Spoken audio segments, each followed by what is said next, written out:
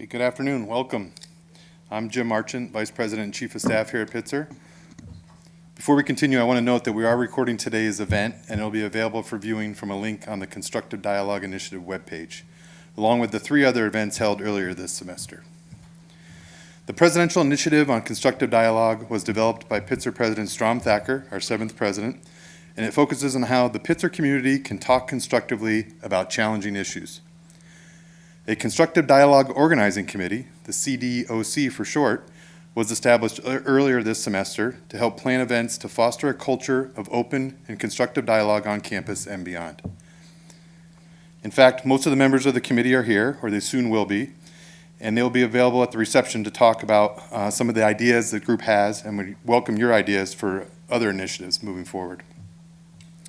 The CDOC is comprised of Pitzer faculty, staff, and students, and has the overarching goals of facilitating constructive conversations, promoting inclusivity, and collaborating across the college. More on the committee later. Now let's move on to today's program, which is exploring the Inside Out program as a model for constructive dialogue on Pitzer's campus. We're going to have a panel discussion featuring Pitzer faculty, staff, and students involved with the Inside Out program. We have formerly incarcerated inside students, current outside students, and faculty that teach in the program with us to talk about listening and learning from each other across differences, and how discussions that often take place in the classes at the California Rehabilitation Center in Norco may be applied to the classroom and our campus community here at Pitzer.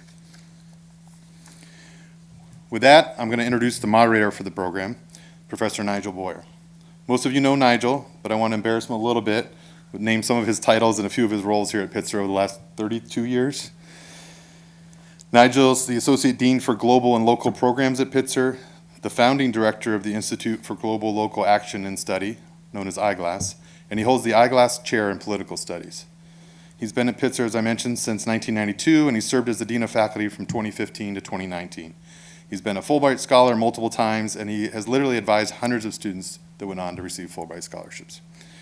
And in terms of today's program, Nigel is the architect of the Claremont College's Justice Education Initiative, and he was the driving force behind Pitzer's Pathway to BA program. Please welcome Nigel Boyle.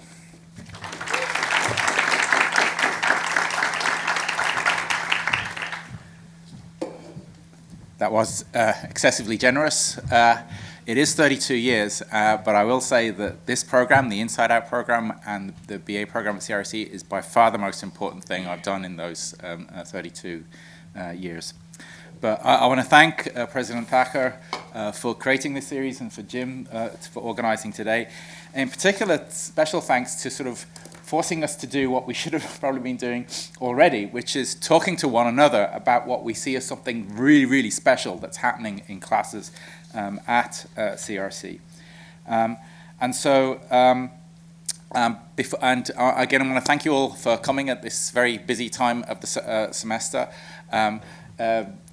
Jim referred to me as the architect of this program. I've been a common denominator, in some instances the lowest common denominator in this program, but this has been something that's been a team effort for over a number of years. I want to recognize 2 people who are in the audience specifically with regard to that. Tessa Hicks, who taught the first Inside Out class at CRC in 2015.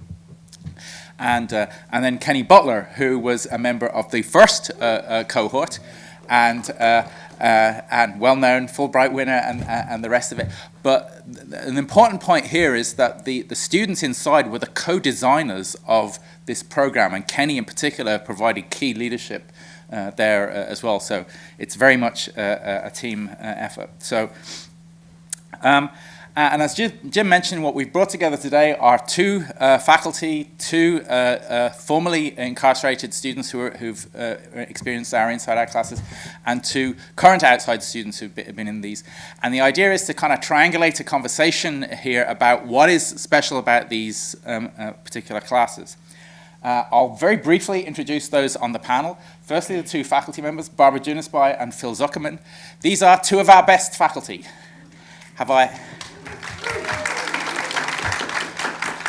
I thought that might upset some of the faculty in the audience, but that's actually not my view. It's the view of the senior class, because these are the 2 faculty who've been elected as faculty marshals for this year's commencement. So they are literally the most popular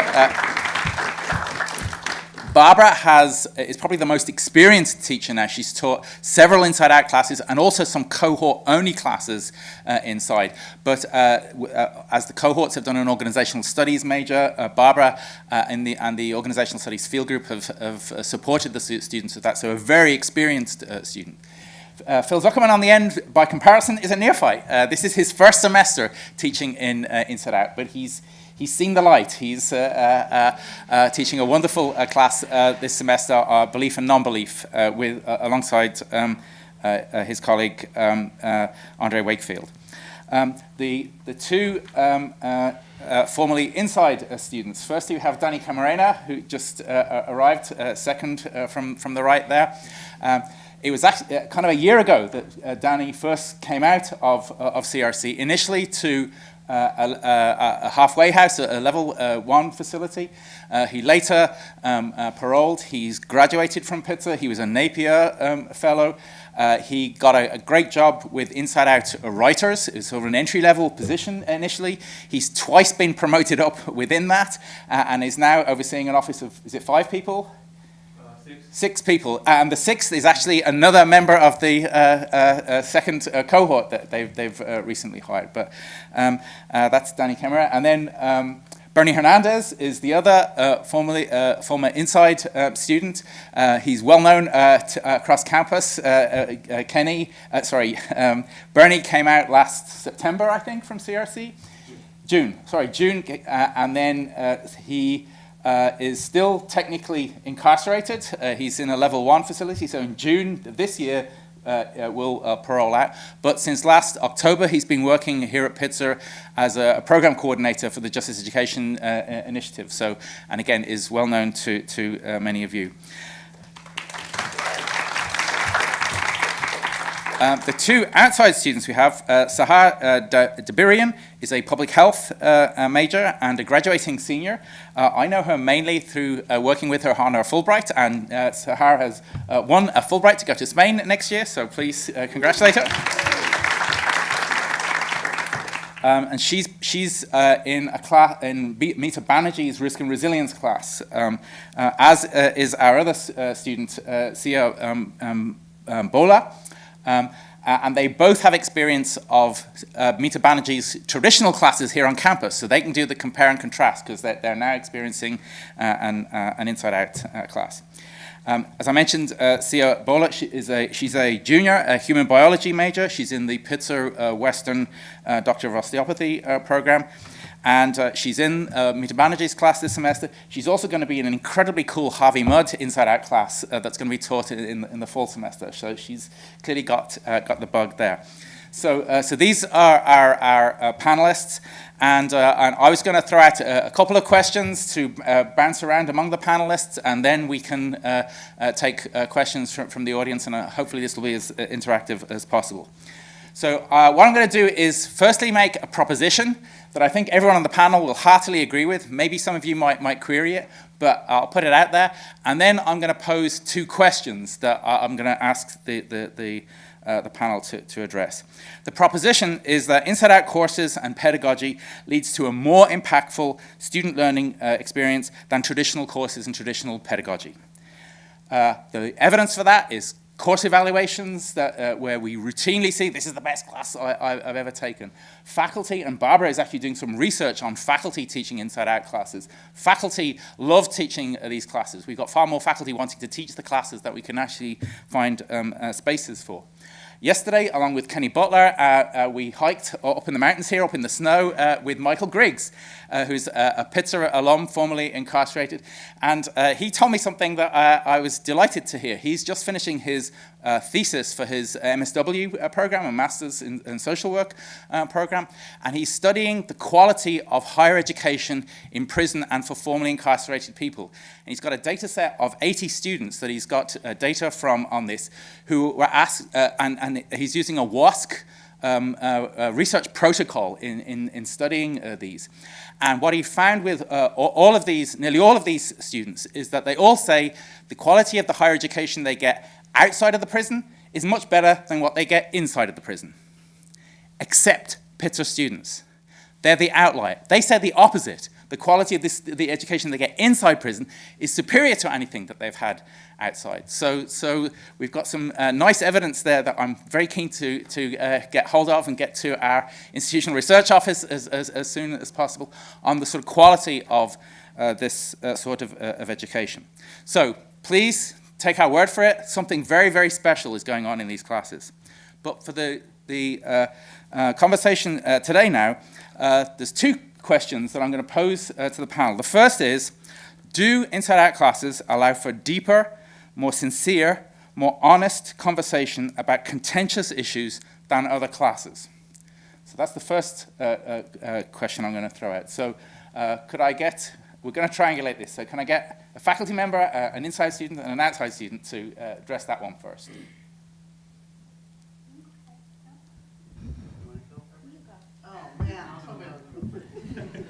Is this working? Yeah. Thanks, everybody, for coming. That was a loaded question, Nigel. I'm going to say yes.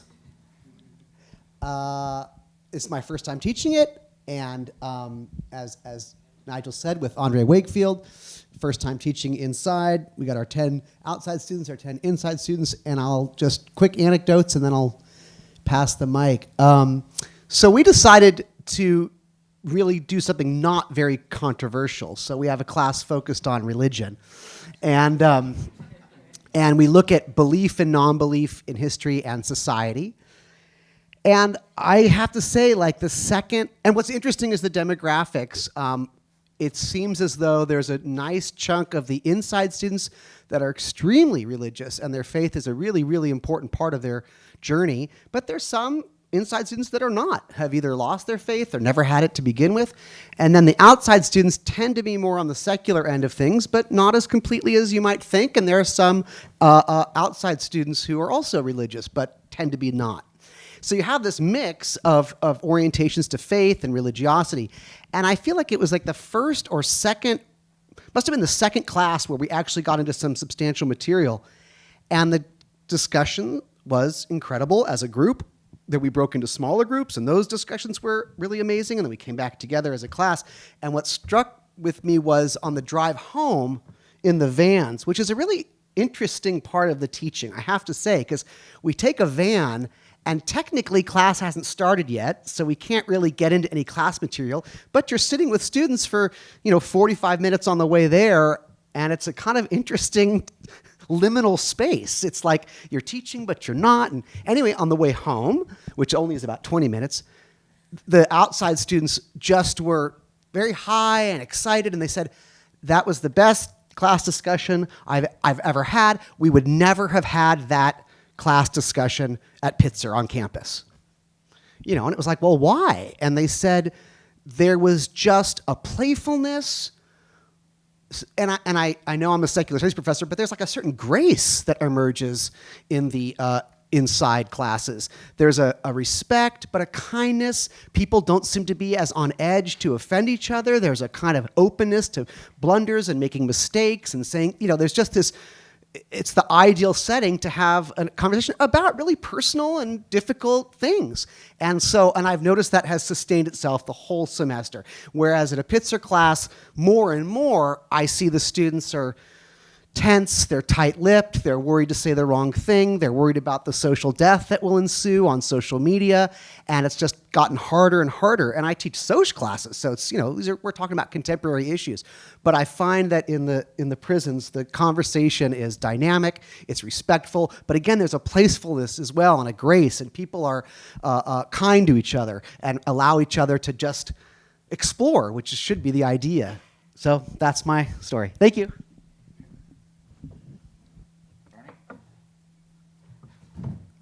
Yes. First of all, thank you all for coming.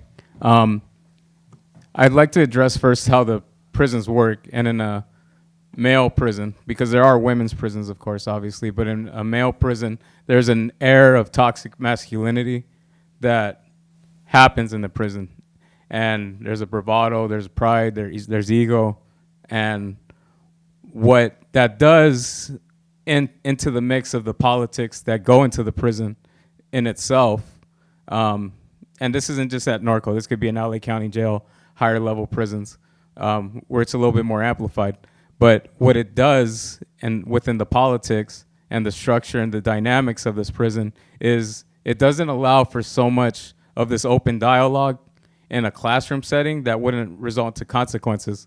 So what we had to do was we had to set guidelines when these classes occurred, so that no one can get offended. There wouldn't result into any further consequences afterwards. But what was special about the Inside Out program and the pedagogy about it is that the outside students have to be there because they serve as a catalyst for how the results and the dynamic of the classroom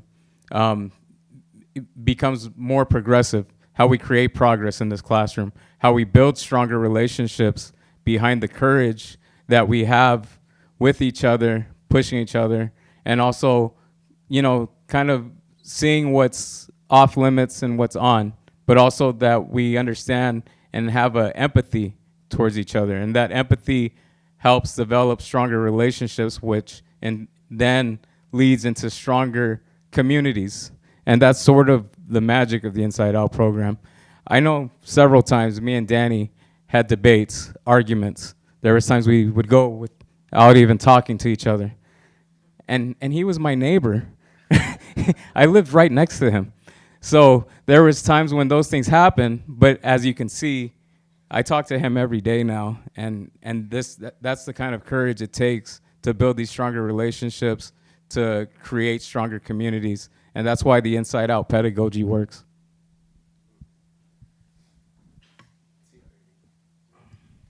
Hi. I can speak more specifically, on behalf of the class we're taking.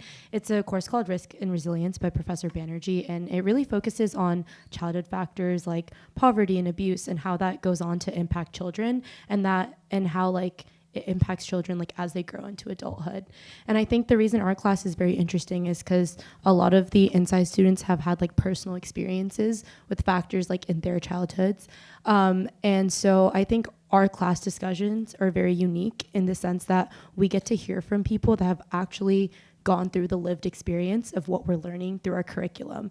And I think getting that firsthand experience and being able to hear their stories is a much more impactful way of learning than just reading papers.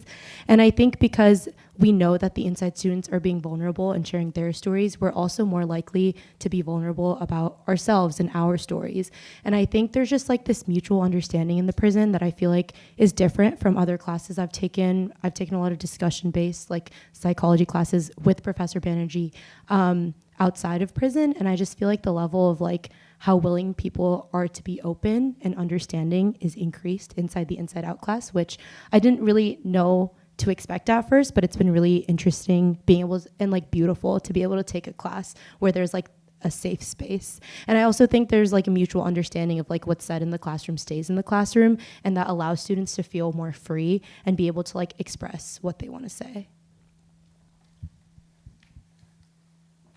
Thanks. I think that was a yes to the question I posed there from our first three speakers. So to bring our other three speakers, Danny, Sahar, and Barbara, into the conversation now, let me also throw out a couple of hypotheses now about why this is the case.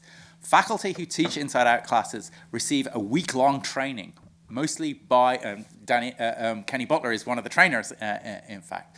So there's extra preparation that faculty do before teaching these classes. Is that one reason why it's different? Another reason why it's different is that the inside students, for the outside students, so you've each taken one class, maybe you'll take a second. The inside students will have had 12, 14, 16 of these classes.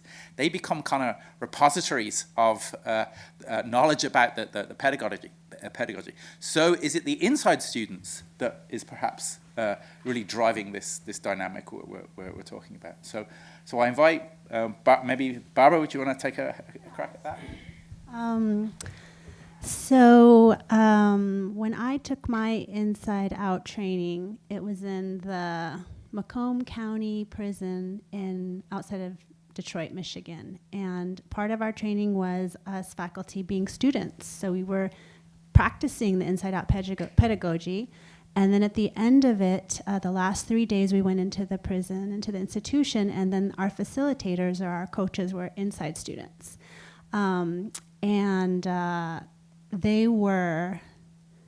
They modeled how we should be as professors, right?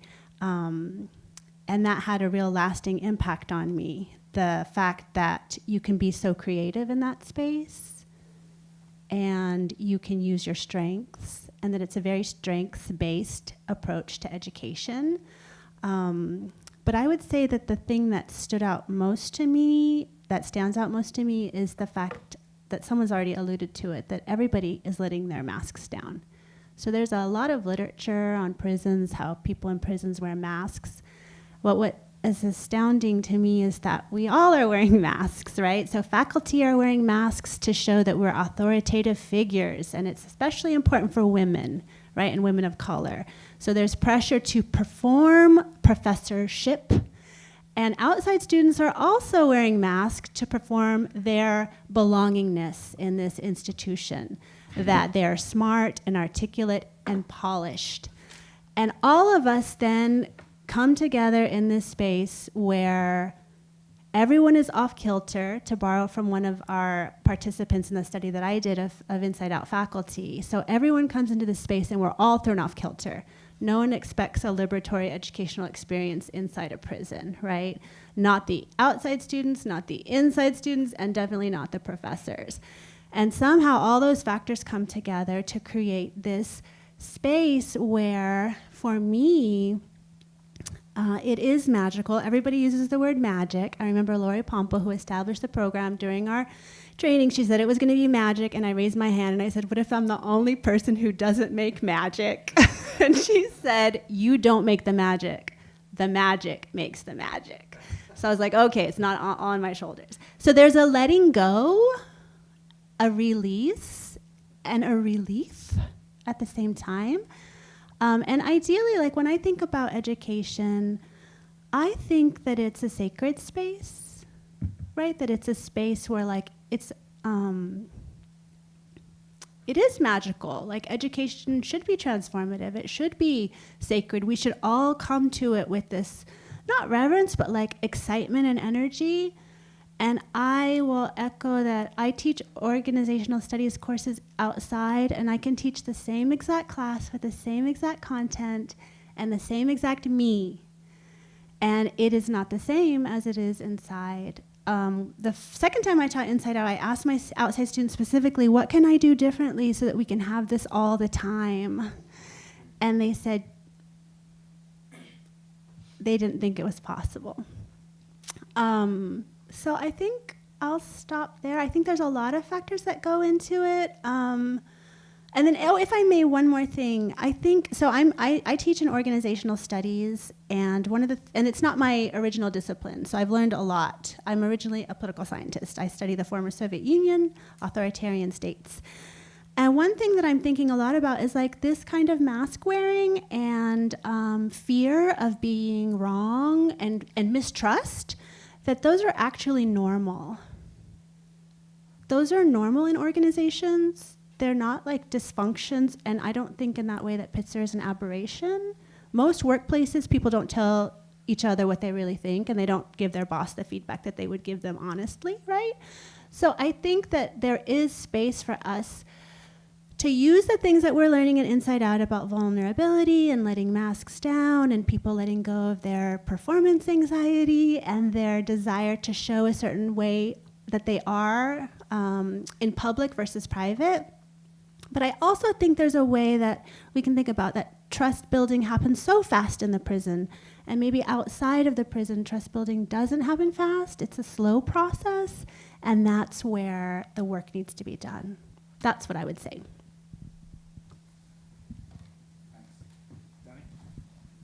Yeah, so I'm an Inside Out coach at Temple University, and so I've been part of these trainings as well. And thank you for sharing that, Barbara. The fact that professors get to be students, and kind of like we walk them through a week-long training where we have like these breakout sessions and go over like best practices for Inside Out pedagogy. And I find that to be like a very effective training, because like when the feedback we get back from the professors, and they're always like, wow, like this is an amazing training. I never thought that I would enjoy 20 hours, I believe like 20 hours in a week, early in the morning as well. Like if you're on Pacific time, it's like 7 in the morning at times. But yeah, that training is an amazing training that I think prepares professors for like teaching higher ed in carceral spaces. But I think a lot of factors go into like what makes like the classroom a safe space for like contentious issues. Part of that is the inside students' lived experience, and then also kind of like being collaborative in the way we like design the community guidelines.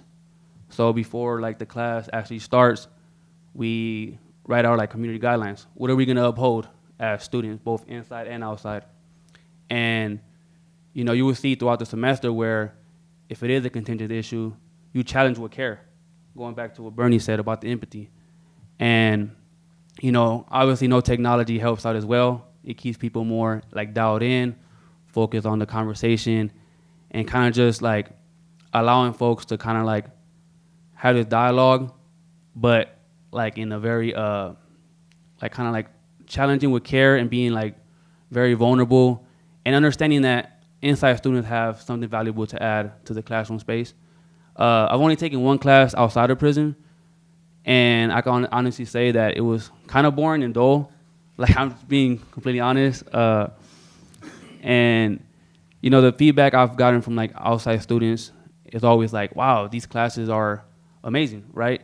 Maybe that goes also to, like, the way Pitzer recruit students or the Claremont recruit students that come into the prison. I don't know what that process looks like, but it seems that the students are, like, prepared as well, like the outside students. And often as well, you'll find that outside students are very like surprised by the way like the inside students' viewpoints. Like I always heard like, oh wow, I thought you would lean more left on this issue, and then like to their surprise, like no, sometimes we lean right on other issues, and I think it just like breaks down like misconceptions, both from the outside students and inside students, right? Like where we have these preconceived like notions of what outside students are like. So I just think that there's a lot of factors that go into it. Definitely the training by inside out faculty is part of it, but also students and just kind of like the collaborative process of it. And I think this is sustainable for years to come, whether we're around or not, whether professors are constantly teaching or not. It's something that's sustainable for a long time. Yeah, I would really like to echo on what Danny said, especially when it comes to like the collaborative aspect of the Inside Out classes.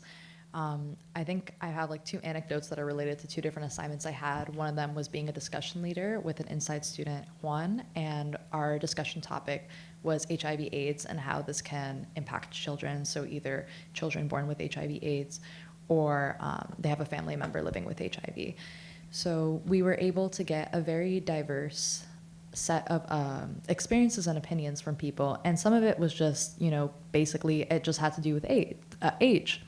Like, for example, AIDS crisis was long before I was born, but a lot of people in our class were actually alive during that time, and they could tell us what it was like to be alive during that time, or what it was like to see the iconic image of Princess Diana giving somebody with HIV a hug, and kind of how those stigmas changed. So I think that is something that's really valuable. And our final project, we are working on an intervention. So my group, we are working on an intervention for the school to prison pipeline. In my group, there are 3 outside students and 3 inside students, I believe. And in the inside students, we have some parents represented. So, what would they like to see for their children? We have outside students who not too long ago were in school. So we're able to get this very holistic understanding from a lot of different perspectives. And I really think that's what education's about. It's about the collaboration. It's not about the competition. It's not about, oh, I'm going to get the letter of rec from this professor. It's not about that at all. It's really about learning with each other and from each other about how we want to make this world a better place. And that's a really unique part about Pitzer and something I really appreciate. Thanks.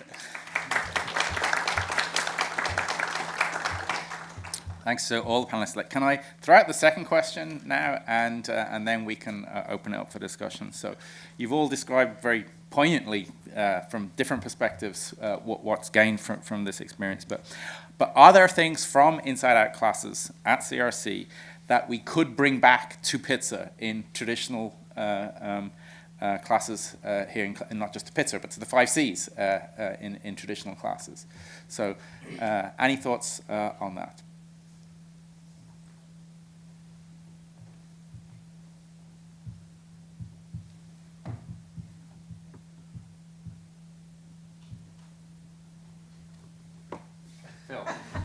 Might as well go back in order.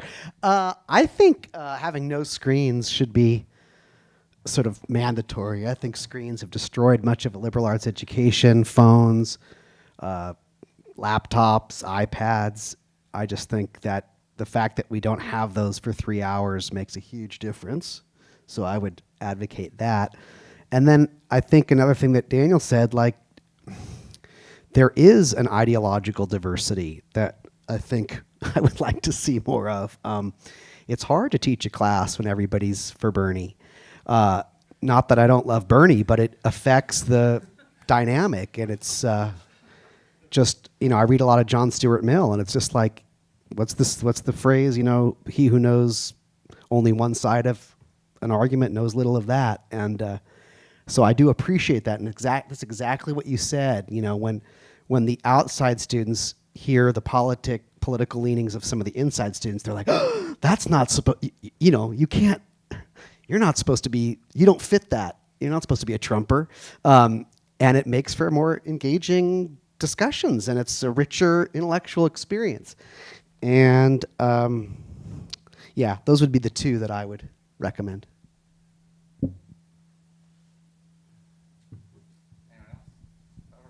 I'll go. So I think one of the things I'm hearing everybody talk about is the power of stories. So like people come to college with very different experiences, but we assume that we're all the same. So there's a lot of assumptions, I think, that take place, that what you can and can't say are assumptions about people and what they look like and how that should match you or not you, right? So I think centering stories, this semester in my inside class, we're using this really great book and to help us get through conflict.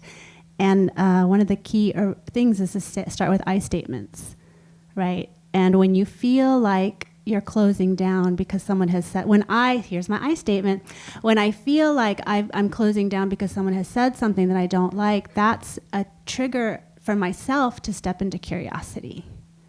Then I ask honest questions. Oh, why might you think that? Or one of the key things our author says to do is say, tell me more about that. So when I actually don't want to hear more, that's when I tell myself, this is my perfect prime moment to say the opposite, right? The spirit of generosity, spirit of curiosity, and then all of those things, stories, I statements, tell me more. Those things, I think, are invitations to be human. So we're all coming here afraid that we're going to be judged or afraid that we don't fit, some people more so than others. And so I think naming those things, like that's the truth. That's where we start. And it's okay to start those ways. Naming fears, naming hopes, and then all of the community building and the, what are they called? Icebreakers. They're not just for the beginning of the semester, right? You can actually use those things to incorporate questions about the materials and about people's lived experiences, right? To help people get through and to build community, because I'm going to repeat what I said earlier, that trust is not easy to come by, right? And so I think going slow is really important, and sometimes our focus on the content of the class and the material and the testing and the getting through all of those things, in the end, if we want to be closer humans, more self-aware humans, more curious, more connected humans, then maybe the material is not always the most important thing. And I feel like sometimes when I say that seems a little non-rigorous, But it turns out that the hardest part is to be a human being and let other people be human beings. That's like the most rigorous part of education, turns out, in my experience. Could I put Sahara and Sia on the spot? Because you've both been in inside out classes with Meeta Banerjee and traditional classes. Now, Meeta's not here, and no one here will tell anything that you say. So, but are there things that you've seen Meeta do in the inside out class that maybe would work in other classes? Maybe not just Meeta's classes, but others. But is there a difference there? That is there something there that could be transferable to traditional classes?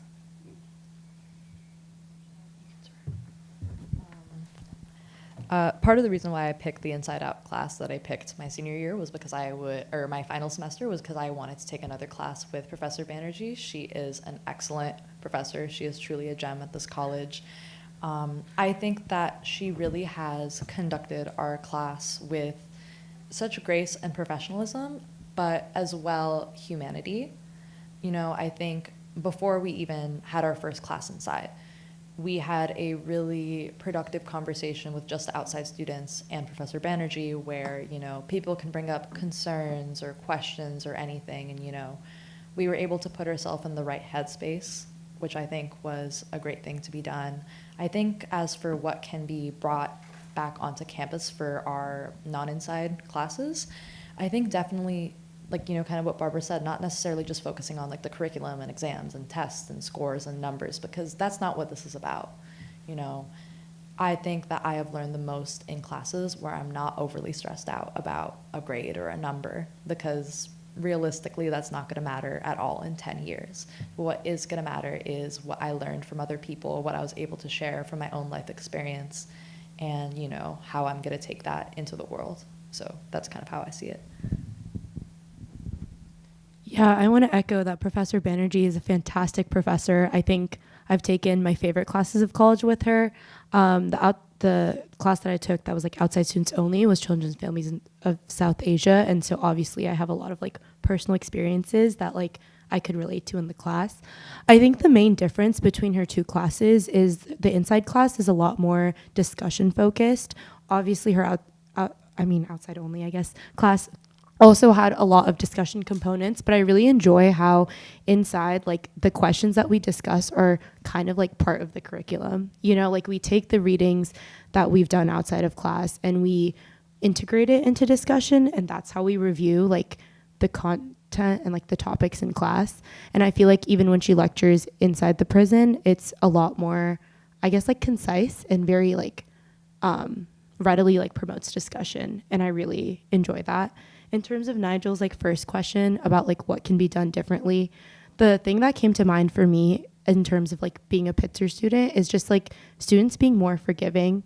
I feel like students on campus are very pressured to be politically correct or always say the right thing. And students are very afraid, you know, to accidentally say the wrong thing and like be canceled. Like cancel culture is, I feel like, a very real fear for Pitzer students. And I feel like inside the prison, the main difference is that people are more like forgiving and open-minded. But I also would like to add that like Pitzer, especially all the discussion-based classes I've taken here, have really taught me how to like disagree with someone respectfully and then also like be willing to hear the other perspective. I feel like in the past, like if I kind of disagreed with what something someone had to say, I would kind of like tune out. But the way Pitzer has like impacted my education is now when I disagree with someone, I really do want to understand their perspective and listen to what they have to say.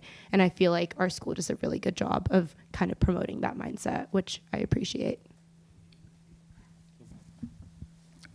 I just wanted to say to Nigel that I think we're doing it already, like as far as what we're bringing from the program and what we're doing now.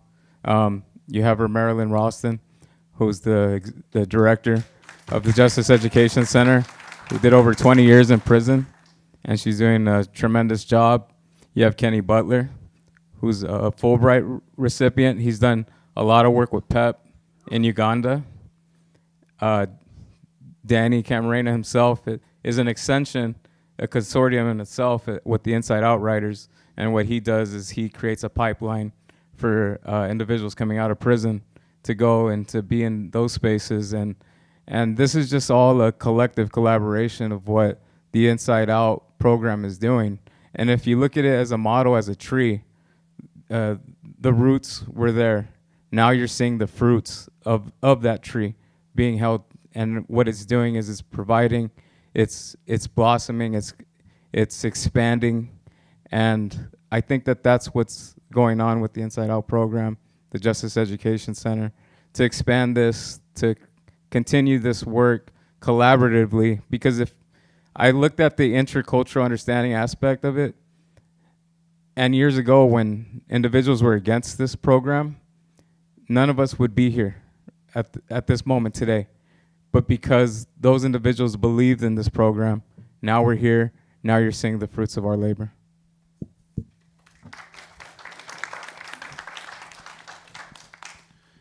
Yeah, I don't know if you could recreate the Inside Out model out here. It's kind of difficult. Like, kind of talking about screens. Like, I don't know if you could be like, hey, turn your phone off or put them in a box, you know. But I think one thing that I've noticed with professors in the Inside Out classes is that they're very intentional on like the dialogue. Like, they kind of pair inside and outside students together. Like, very intentional how they do that. Like, I know I was never in the same breakout group. It was like, okay, you're in this group, or you're in this group. And I saw that as very intentional on the professor's part. I think it was to get that like organic discussion about contemporary issues. And every time, like when I went into a small breakout group, I discovered something new. You know, I got to know my classmates better.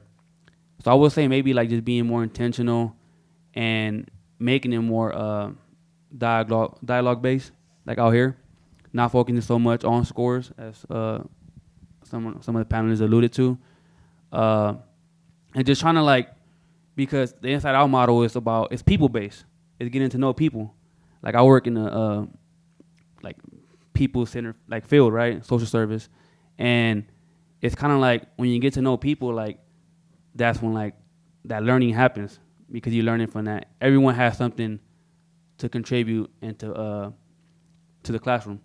So I would just say kind of like being more intentional. Okay, thanks. Well, I want to get Q&A from the audience going now. We've got it's being recorded, so if you want to ask a question, we'll get a microphone into your hands. I don't know if Tessa and Kenny would like to kick us off with a comment or a question, but I would like to defer to them at this point. Thank you, Nigel. Thank you so much, everyone. That was so beautiful. You guys shared so much heart, wisdom, and stories. Kenny and I once had the interesting opportunity to co-facilitate a faculty training for Inside Out faculty in the midst of a state-sanctioned race riot that was orchestrated by the guards while we were inside trying to do the wagon wheel icebreaker exercise.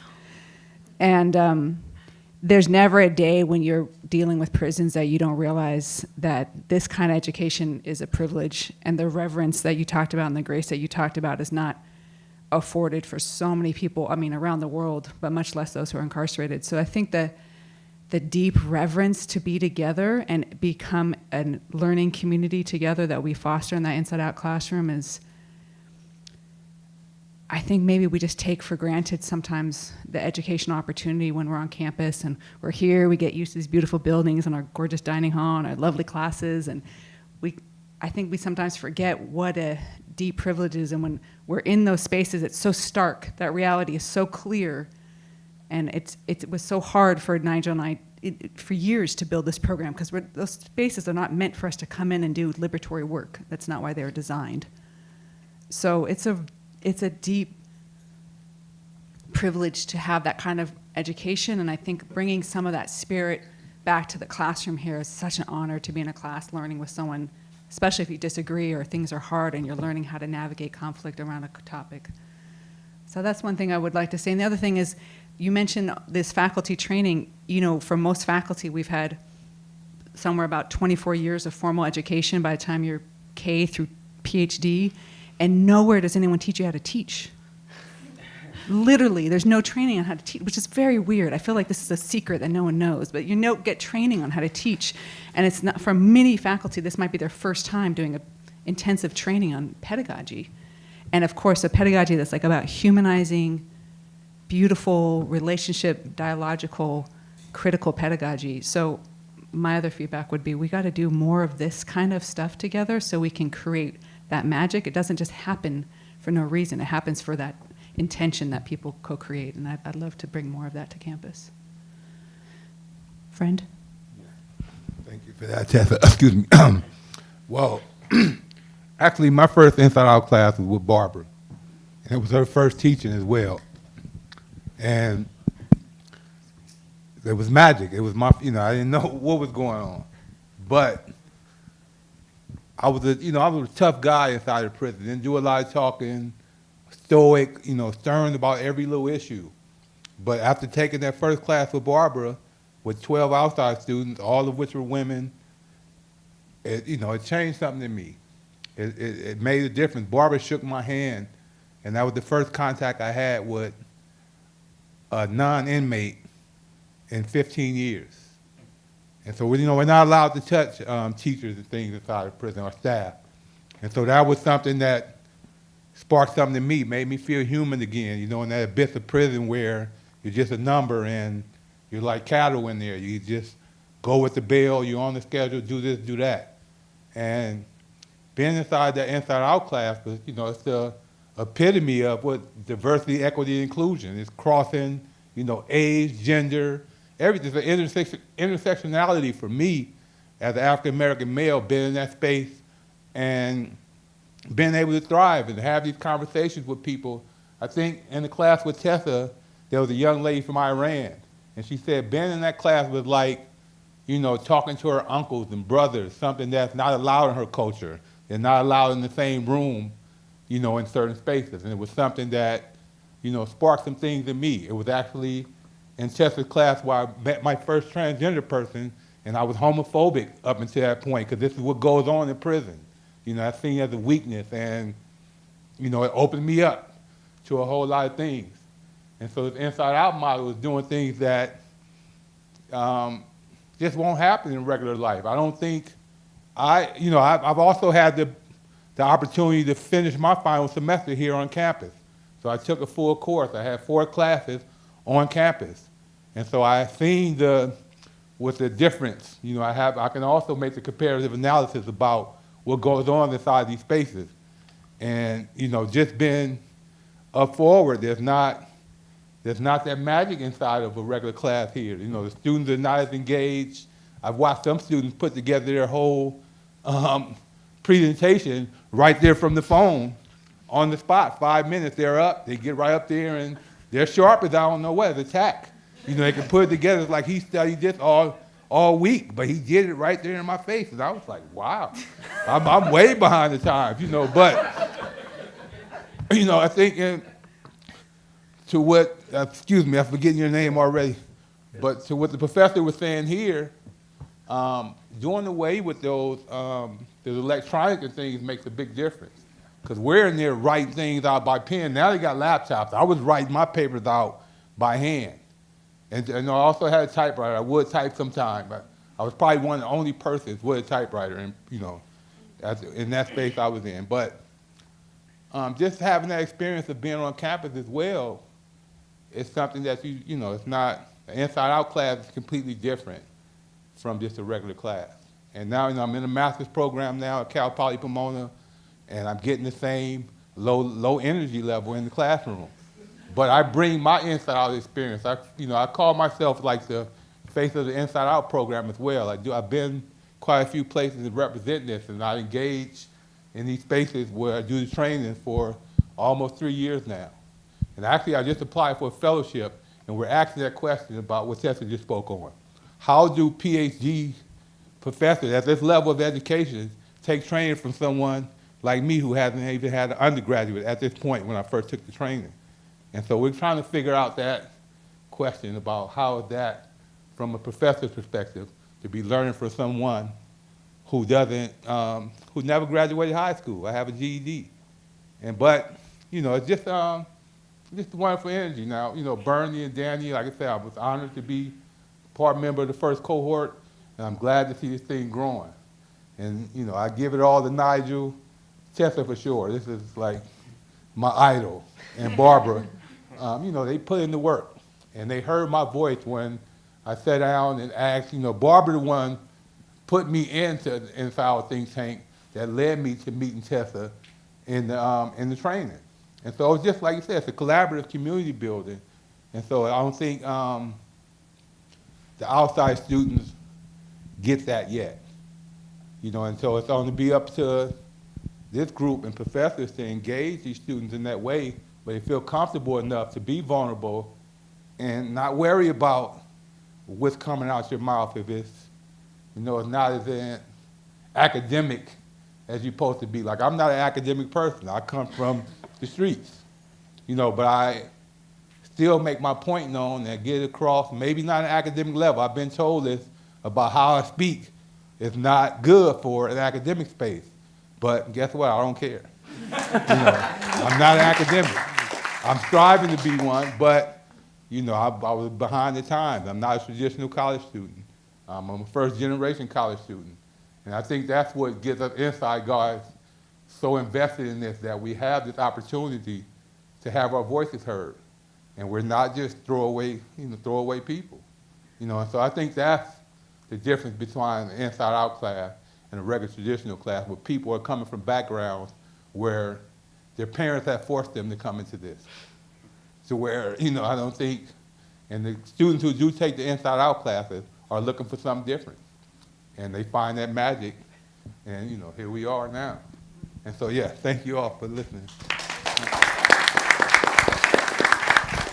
Thanks. So I do want to give people an opportunity for a couple of questions. So please raise your hand if you'd like to ask a question or make a comment. I have a quick question. We talked a lot about the classroom environment, and I'm wondering if there's anything that you've learned from the experience, anyone on the panel, that could be applied not necessarily to the classroom in Pitzer, but to the community and how we interact with each other. Well, as we were talking, I noticed a member in the audience getting emotional over there. I don't mean to put you on the spot, miss. But as testimony was getting given, like, yeah, just her emotion just trickled down to me, and it made me, you know, feel that sort of sense of being a humanitarian. And being a humanitarian was difficult, you know, in prison. That's like, you know, some of the worst of the worst. And just having that that feeling of being human, like Kenny described, and seeing that, having that emotion and that feeling of empathizing with someone, caring for someone. Those are things we have to do within our community, you know? We have to care for each other. How can communities be sustainable if you don't care for each other? That's just not possible. And, you know, I think about that a lot, because when I was, a year ago when I was in prison, I didn't think I'd be here right now. And now that I'm here, I think I try and treat everyone the same. And I know that those who are in faculty, those who are students know I care for everyone in my community, because I want to see it be sustainable. I want to see everyone, you know, grow, flourish. And that's the type of that's the type of feeling that you can only get from those programs, and how it goes further. So, you know, if this is my last chance to speak, I just would like to thank everyone. President Thacker, Jim Marchant, Nigel Boyle, Marilyn Ralston, and every one of you for being here today, for being a part of this. So thank you.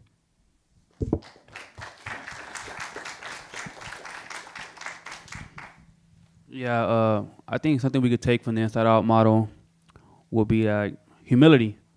I think someone touched on it right now. Kenny touched on it, where it's like, how does a professor with 20 years of experience take advice or suggestions from someone who had like no formal education, right?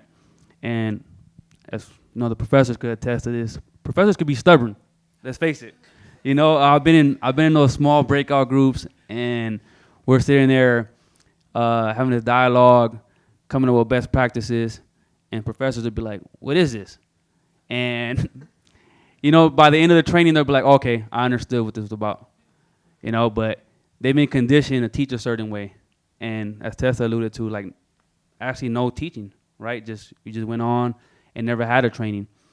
I would say, kind of just like giving everyone an equal voice. That's something that we can all kind of learn from the Inside Out model.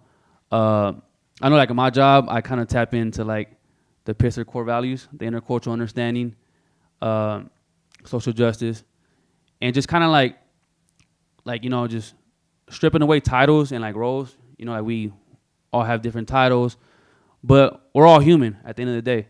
You know, I think titles kind of like could get in the way of that. So I would just say, just understand that we're all human, and we all have something to contribute, and like equality goes a long way. You know, I know like I'm always grateful and like appreciative of the education I receive here, and it's something that I always take with me every day. And trying to merge the two worlds, right? Where like obviously carceral spaces are meant to keep people inside, but it's also meant to keep people outside from going in. You know, and when in the Inside Out model, it's like it breaks those barriers down. Like, and I think you know, this is like a good starting point. You know, having this dialogue today. You know, and letting diverse voices be heard. You know, faculty, inside students, outside students. So I would just say going in with like listening to understand, right? Because dialogue, you have to like be intentional and listen and kind of just try to understand where that person's coming from. And I think that's applicable in different work environment, different spaces, whether academia, whether social service field where I work in. I think a lot of that's applicable to different spaces. Okay, I do. Does anyone have a question they'd like to pose? Really? Okay, let's see if I can finish us all on a downer here now. So let me throw this proposition out there. We've got some social scientists in the audience. Maybe what we have here is a selection bias situation, that we've got the best faculty teaching these classes. We've got a particularly outstanding and experienced group of inside students, and we have the sort of outside students that are looking for this experience that's going to stretch them. Maybe this is just something that can only happen in classes like this. That's would anyone like to challenge my hypothesis there that perhaps this is something that can only exist in these classes and it's hard to transfer out? Isabel. Well, I don't want to challenge you, but I do wonder, one of the students said what is said in the classroom stays in the classroom in the inside program, and it sounds, I mean, I don't think it would be easy to have students put their cell phones in a box, but you know, that's possible. But that seems to be an even harder goal to achieve, to really know that what you say isn't going to make it on social media or be discussed in the dining hall or whatever. Do y'all think that's possible? Has it happened in any outside only classes?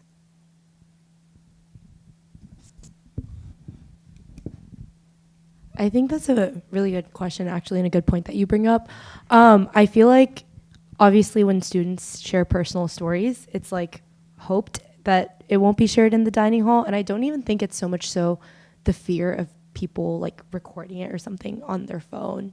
I think, at least especially when Jim asked the question about what can we bring from the Inside Out program to our community, I think when we go inside the prison to take a class, like privilege is something that you automatically think about. I think students oftentimes on campus forget that education is a very massive privilege. And I feel like when we're going into and are like quick to criticize faculty or like the institution, but I think that's something that students forget oftentimes is like we also make up this institution, and so we need to like be the ones that bring the core values or like kind of harbor like a safe environment for everyone, and how like we are as much responsible in that as other stakeholders. Okay. That was so beautiful. So I'm just going to make a plug for org studies. Org studies is a space where you learn that you have agency and that we all have the power to control things and to do things differently. And it doesn't have to be waiting for someone else to do it. And it's not that even that it's in an area outside of your control. It's maybe not who you're not with, but who you are with. That's the space where we make a difference, right? So the question about can this be in other spaces, self-selection, yes, we're making choices every day about how we treat people and how we organize our meetings and how we organize the classroom, how we organize student groups. And I think there is a lot of unlearning that has to be done because we're in a hurry. We have these measures, we've got these standards that we need to achieve, and we're driving towards them and not looking at each other and not seeing that like some people aren't heard and some people aren't valued and some people are scared. Whether the fear is founded or not founded, it doesn't matter. Like, I think what I learned from Inside Out, so I've been teaching this class org theory since I got here at Pitzer, and I used to have 11 metaphors. We were going to cover 11 metaphors in 16 weeks and do all these things. I have 5 now that I cover, and I do it because we need to slow down. So I would also like to say thank you to Tessa for teaching me these things. In one of the classes, we read Adrienne Marie Brown, like in 2017 maybe, or 2018. And my second child was also reading Adrienne Marie, and they were in school, right, reading this book. And it was so transformative for me because one of the key parts in that book is we are fractals. We are the tiny bits of the thing that we want to see is in us. And the other thing that really stood with me that I think is so beautiful and Inside Out, and I'm trying to reproduce in every space I go into, is that you move at the speed of trust. So we want to have these meetings, we got this agenda, we have these things to do, and that means that we don't have space for being people. We have these things and they're more important than we are. And those are things I think that the bigger community could probably take away from Inside Out that's beyond the classroom. Thank you, Barbara. We actually are going to wrap up, but we have time, if you guys are willing to stick around in the reception, to have individual conversations. So I want to thank all our panelists and Nigel for moderating. We appreciate it. Thanks, Kenny, Tessa, Romarilyn for being here, President Thacker, Isabel, we appreciate you being here. It's been a wonderful program. Hopefully people will watch it online as well. But I also want to thank the CDOC, the Constructive Dialogues Organizing Committee. Most of them are here. So I'm going to have them raise their hand if they don't mind, because they're a good resource to talk to afterward about future program ideas or what the committee's up to. Tessa's a member. Professor Stephanie Guillermo is here. Aaron Matsuoka. Tasmia Musani. Kerry Dornier is over there. He's here from Washington, D.C. He came in just for this event. Thank you. Lily Hottenstein. Thank you guys for being here. I don't think I missed anyone. Jessica Kaiser is also a member of the committee. She couldn't join us today, but we really appreciate all of your time, and we look forward to talking more in the reception. Thank you.